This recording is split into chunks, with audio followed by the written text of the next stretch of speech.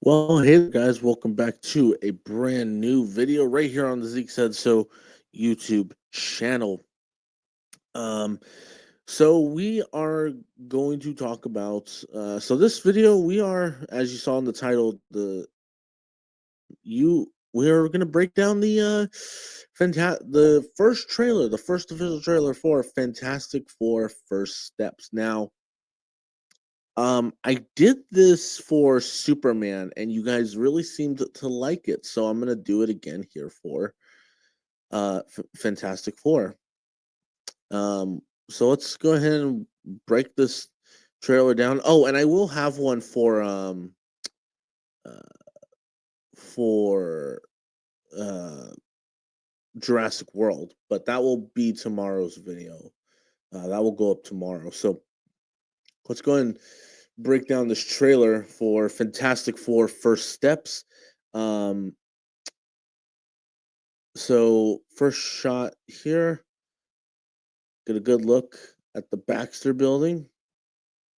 Um, and I'm not gonna lie, m- my problem with the beginning of this trailer is that, especially this moment right here, felt very. It felt too much like WandaVision to me. Like, oh, we're paying homage to, like WandaVision. Oh, first couple episodes we're paying homage to all the sitcoms from the different eras. And then this one, like, oh, we're paying homage to the '60s. Look at us. We're all, you know,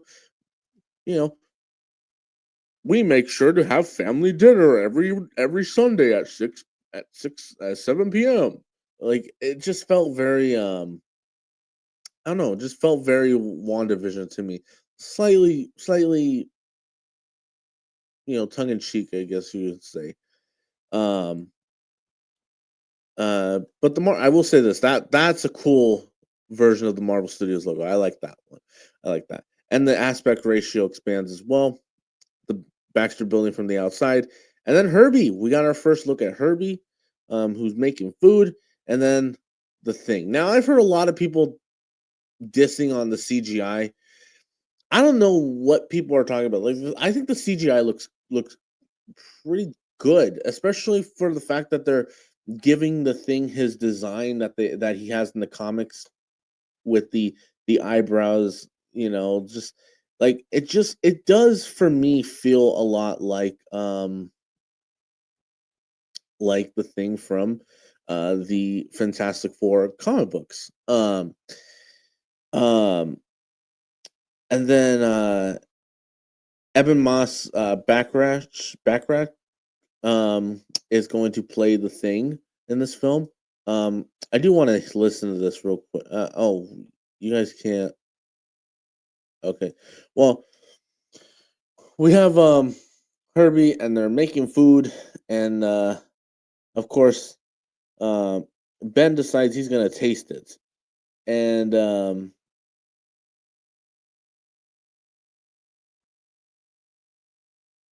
I like and I like I like the fact that, first of all, I like the fact that he's like adding to the recipe, and he's actually talking about the recipe. He's like, I'm just gonna add a couple cloves of garlic just to give it a little bit more zip. I'm not gonna lie, there's a part of me, because if you for those of you who don't watch The Bear, Evan Moss Backrash is like he's my favorite part about that show. So seeing him, first of all, making food is kind of hilarious. But also, um, and this was said in a group chat that I'm in with um Fable, Fable, who's been on who's been on this channel, did the Deadpool and Wolverine spoilers review with us. He kind of mentioned that he wants uh uh Ben Grimm to say it's clobbering time, cousin, which which is which is pretty funny. That would be great. Um uh but yeah, and then of course her and I gotta say, I actually do like the design of Herbie. Um, like the eyes being like a tape recorder. I do like the design of Herbie. I do wish he spoke. Um, but you can tell they're going for like an R2D2 slash BB-8 approach with Herbie. But I would have liked to have heard him speak. Because honestly, I think this is the role that Paul Walter Hauser could have voiced this character. Um, uh, but it sounds like by the trailer, it sounds like they're just gonna give us basically um this movie's version of R2D2. Excuse me, guys. I'm like burping and yawning. It's tiring. Anyway, and then this July, and then s- now Pedro Pascal. Here's the thing. I was not into the idea of casting Pedro Pascal as uh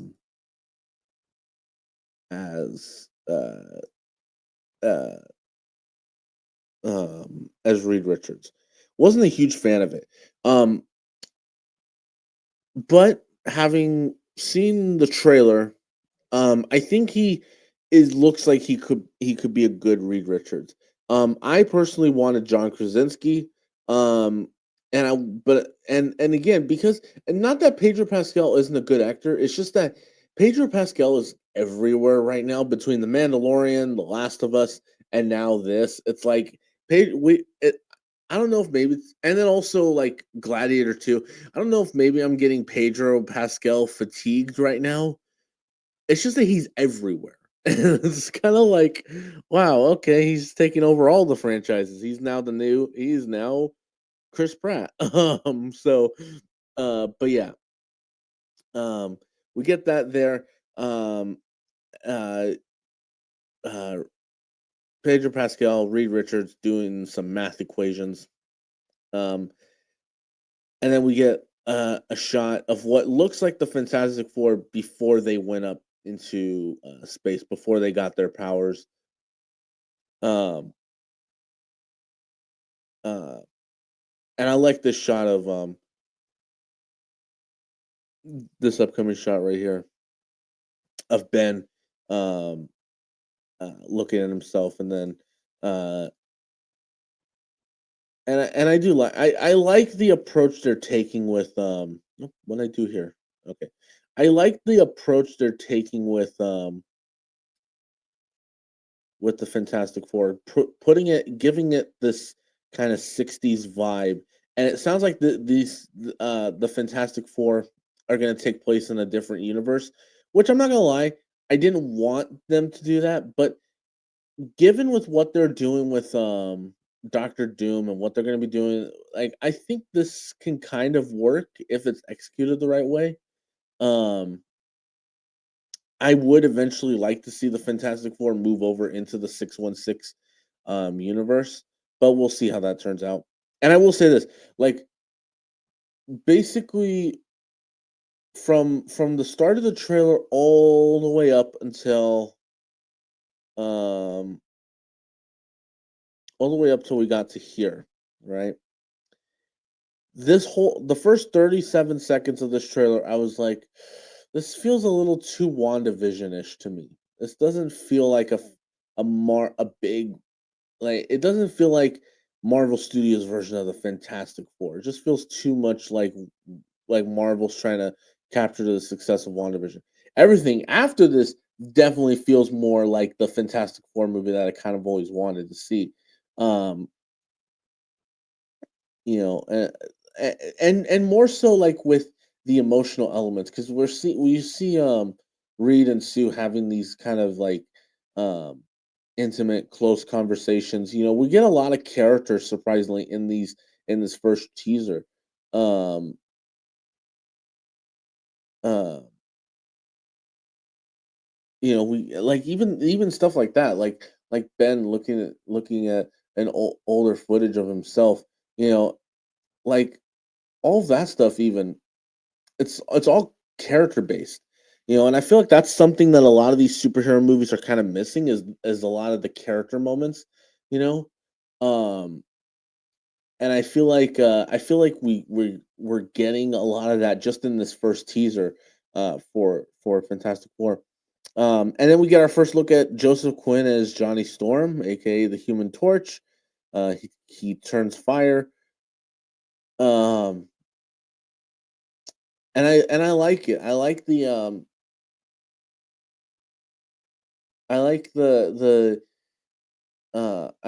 just like the I mean, first of all, this like what is that hair? Like it's just but I don't know, as I actually thought it was interesting. We didn't get a lot of Johnny in this trailer though. We got a lot of Ben, a lot of Sue, and a lot of Reed. We didn't get that much Johnny though. And I'm wondering if maybe and again, it is a teaser, so maybe they're saving a lot of some stuff for a future trailer later on. But I'm not gonna lie, like I feel like they put a shine on Reed, Sue, and Ben, and not so much on Johnny Storm. Uh, but uh, but yeah, I love that. Um,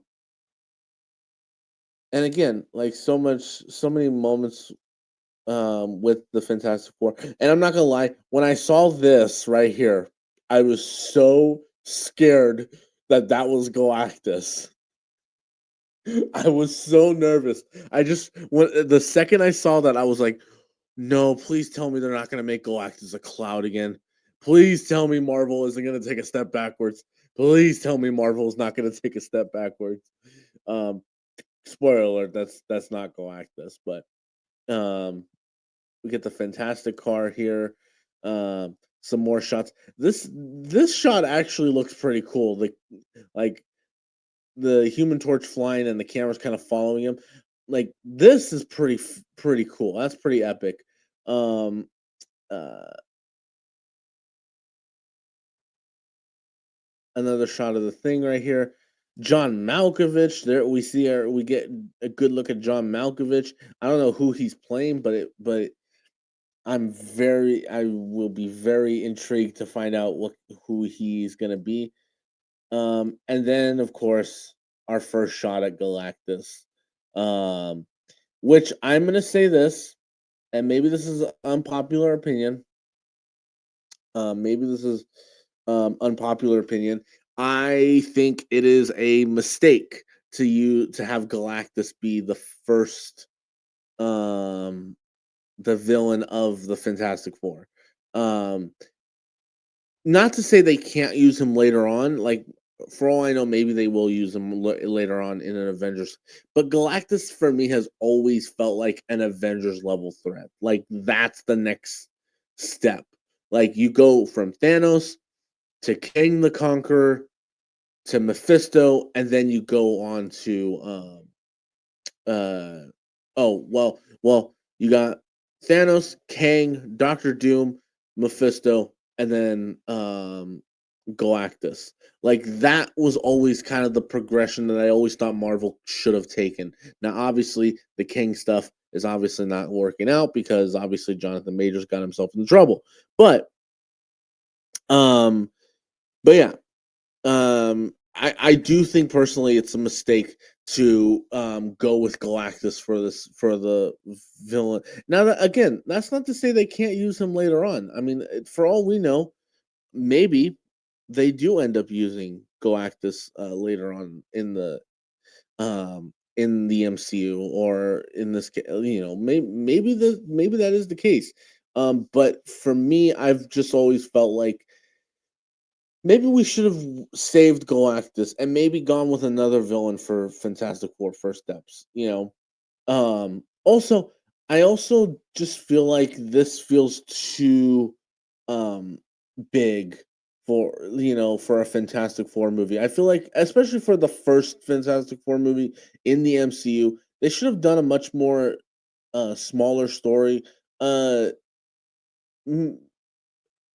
and have the first film focus primarily on the characters and less on look at who they're fighting, guys, this big giant, person who's coming to Earth. It just feels like they could have just done a smaller story, maybe use a smaller villain, um, and a much and maybe use a personal villain to the Fantastic Four. I just don't think I just like I said, there's just so many things that make me go, I don't know if I like the fact that they're using Galactus, but what do I know? Um, and then we get, and I'll say this. I'm gonna say this, and again, unpopular opinion. I know I don't like the look of the costumes. I don't like the look of the suits. I think that I get it. But Zeke, they're an homage to the '60s Fantastic Four. Yeah, I know, but I've always liked I'm not gonna lie, I was one of those people who I liked the costumes that the 2005 Fantastic Four movies had. I'm not lying. Like that 2005 and I'm gonna be honest, okay? I have a lot of nostalgic there's a lot of nostalgia that comes with that 2005 Fantastic Four movie. It's not a good movie, but there's a lot of nostalgia with that movie.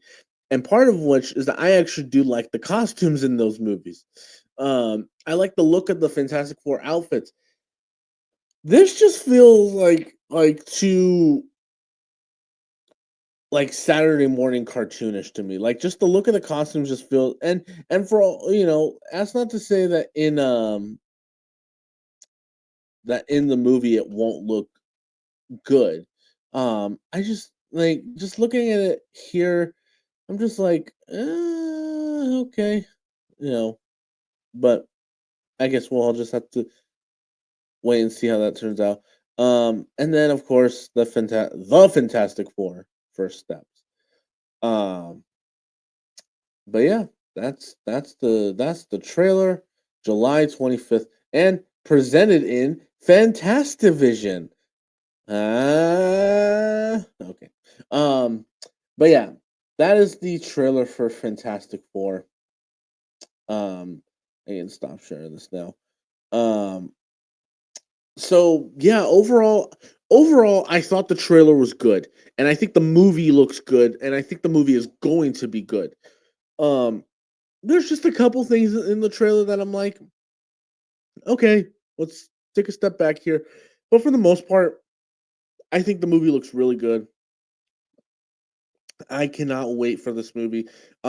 It is going to feel so good to finally see the Fantastic Four and to see Marvel handle to see how Kevin Feige's Marvel handles the Fantastic Four.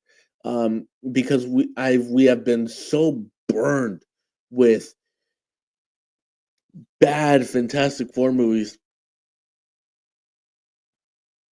that I'm hoping that Kevin Feige can bring some goodness to the Fantastic Four. But yeah, that's the trailer, guys. That's the trailer, and you know, first first movie um well not the first movie, but it's the movie that's coming out the same month as Superman. You know, which is weird because July is going to be absolutely crazy. Because July um we have Superman, then we have Jurassic World Rebirth, which we're going to talk about the trailer for that tomorrow. But we got Jurassic World Rebirth after that, and then Fantastic Four after that. Like July is a stacked month. Um, so yeah, I cannot wait for these movies to come out, man. This is gonna be this summer. This looks like it's gonna be a very promising um summer movie season. Um, the summer like we there are um there are different stages, different seasons of the movie calendar. There's the Oscar season that starts out the year. There's the Oscar season that starts the year off with a celebration of what came last year. Then you have the summer movie season, which is easily the biggest season of the movie calendar because it spans there's multiple films that come out over that summer movie season, and some that are really big films and some really smaller. You get your smaller A24 horror films. And then you have the fall movie season, which is where you get all your Oscar contenders, all that kind of stuff. So and Fantastic Four looks like it's going to be a great addition to this year's summer movie season. But that will do it for this video, guys. Thank you so much for watching. If you guys like the video, please make sure you leave a thumbs up and subscribe. I think I should subscribe to the channel because Zeke the Geek said so. I'll talk to you guys later. Peace out.